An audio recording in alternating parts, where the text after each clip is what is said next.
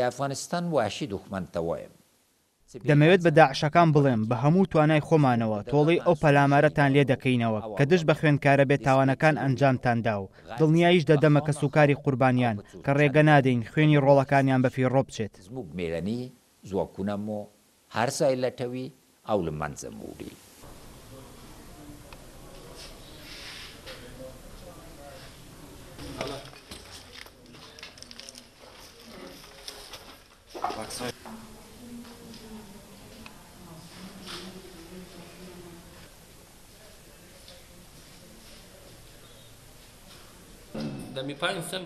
بەڕاستی پەلاماردانی خوێندکاران لە ناو بینای زانکۆی کابول کارەساتێکی گەورە بوو.